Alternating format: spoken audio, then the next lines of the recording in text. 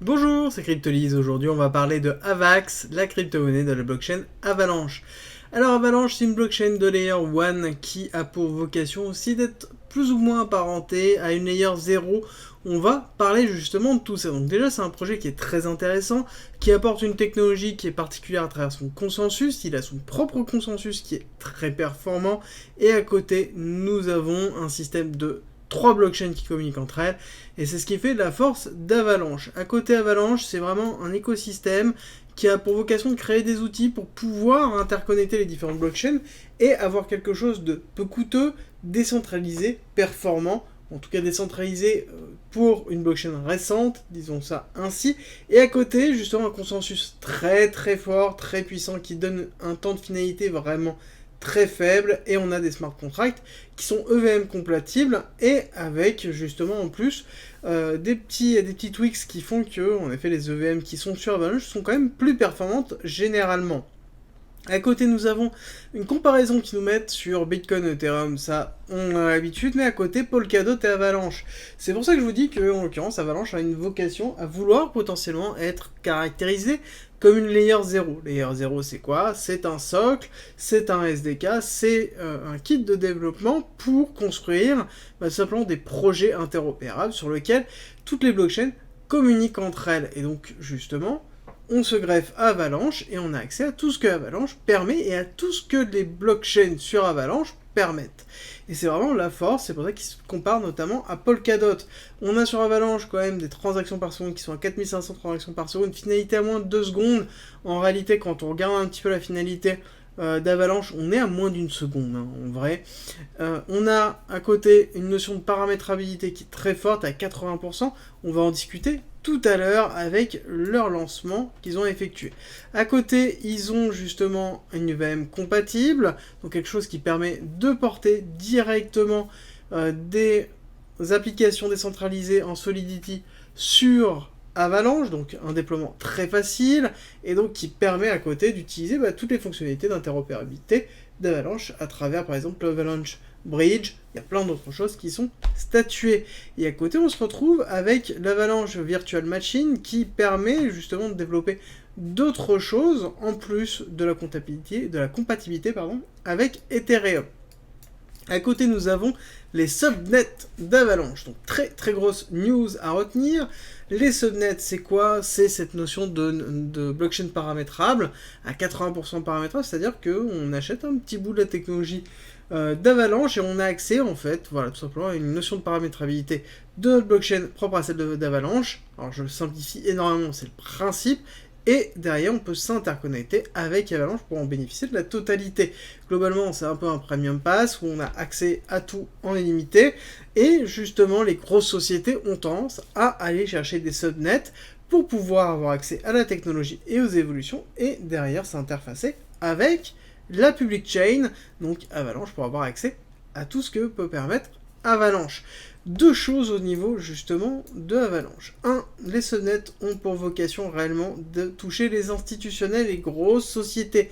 C'est le but, c'est de mettre à disposition la technologie, l'évolution de la technologie pour pouvoir développer des nouvelles solutions. C'est vraiment le principe d'Avalanche.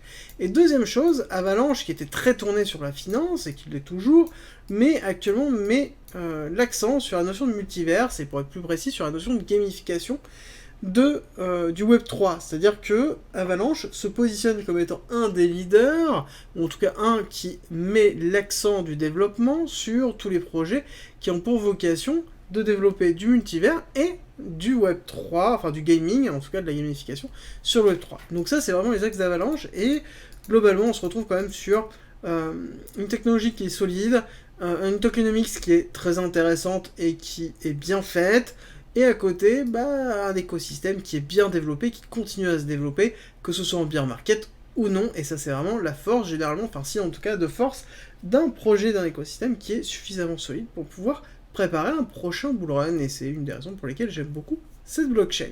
Alors, on a terminé sur la partie fondamentale, on va attaquer la partie technique. Avant, petit rappel, je vous ai fait une vidéo de présentation du Discord à la fin de cette vidéo.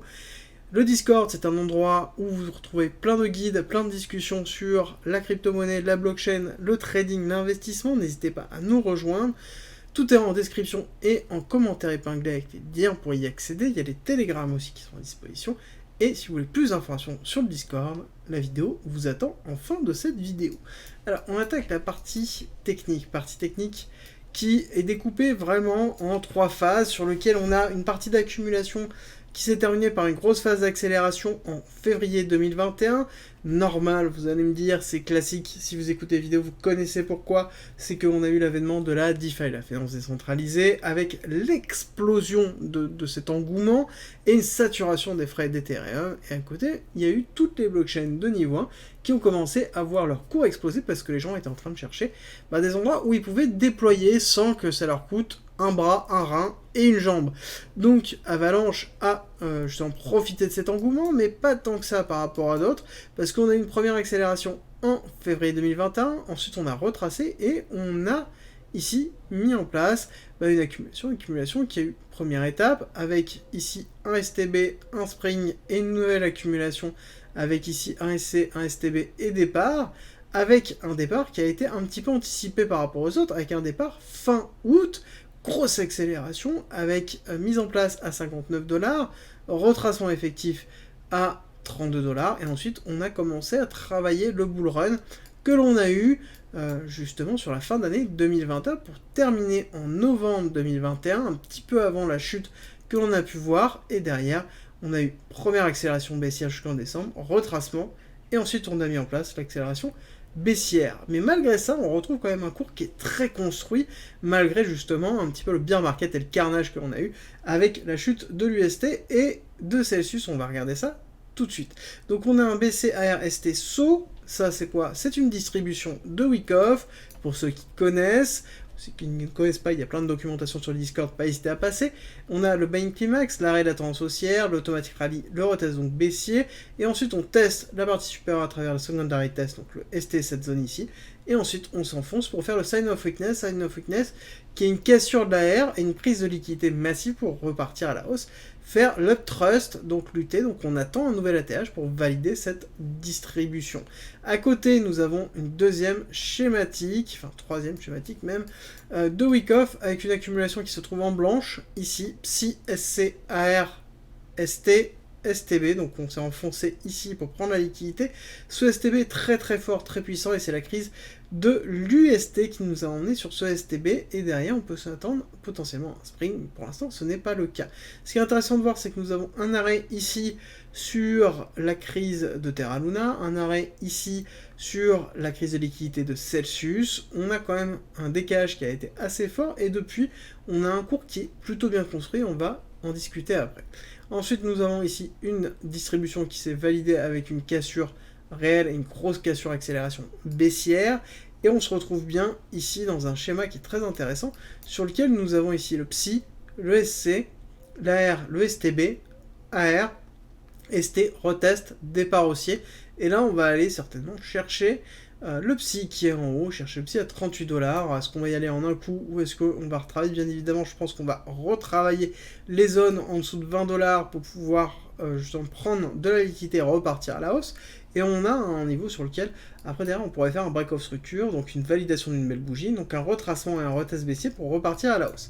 Néanmoins, nous avons touché une zone très importante qui était le chiffre 1618, le nombre d'or de l'extension Fibonacci de l'impulsion baissière qui se trouvait à 13$, un petit peu au-dessus de 13$, sur lequel on a frôlé quasiment cette zone-là, et donc on a bien atteint un objectif important, malgré le fait qu'on avait une liquidité laissée par cette accumulation qu'on avait notée à 8,95$, on l'a toujours dans notre tête au cas où qu'on ait un break baissier, mais là en l'occurrence on serait plutôt dans une dynamique haussière pendant un certain temps avec des petits retracements pour aller retester le haut du PSI et retester les 40$. Dans tous les cas, il va falloir du temps pour pouvoir repartir à la hausse et réentamer un cycle héliotiste, un cycle héliotiste classique parce que nous sommes dans une grande vague 1, grande vague 2, d'accord, donc ce qu'on attend c'est une grande vague 3 pour le prochain bull run, grande vague 3 impulsive, Heliotis, qui est en fractalité décomposée en 5 vagues d'impulsion, sur lequel on arriverait à un objectif à 244$, 250$ pour justement la VAX, ce qui nous ferait quand même des belles performances, parce que si jamais on l'a pris au retest du plus bas, on est à 1300% sur une layer 1/0 avec un fondamental solide, des investissements solides, un écosystème déjà présent, avec de l'incentive qui est en attente. On a tout pour réussir sur un prochain bull run, et en tout cas quelque chose qui a pour vocation de s'inclure dans une notion d'interopérabilité, chose qui est excessivement important pour justement l'évolution d'une blockchain sur un prochain bull run.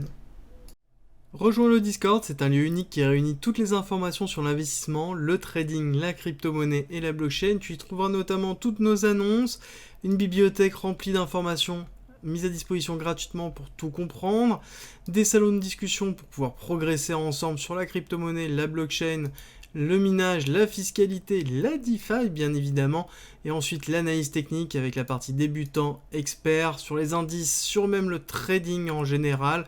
Ensuite tu as la partie communautaire avec nos signaux bien évidemment, et ensuite les services communautaires, donc de la communauté à la communauté, ainsi que les annonces de recrutement et des salons de discussion pour discuter de chacun des coins, de tes coins préférés. Ensuite, en étant membre du Discord, tu as accès à cryptolis.fr avec plein de guides écrits mis à disposition gratuitement, ainsi qu'un ensemble de vidéos mises à disposition gratuitement, sur lequel tu vas y retrouver plein d'informations pour pouvoir te former notamment sur la psychologie, la DeFi, l'investissement, le trading, l'analyse technique bien évidemment, ainsi que les futurs, la gestion des futurs, construire sa propre stratégie, comprendre la technologie de la blockchain et encore avoir accès aux lives, tout simplement rediffusés, qui sont sur le Discord où on traite justement de sujets d'actualité et on discute ensemble et on va plus loin. D'ailleurs, si tu veux aller plus loin, le premium est à disposition et n'hésite pas à nous rejoindre sur le Discord et à poser des questions dessus, tu auras toutes les informations.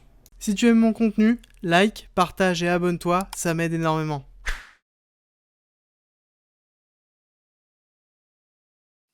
Merci d'être resté avec moi jusqu'au bout, abonne-toi, partage si t'as aimé et rejoins-nous sur Discord, c'est avec plaisir qu'on t'accueillera et à très vite.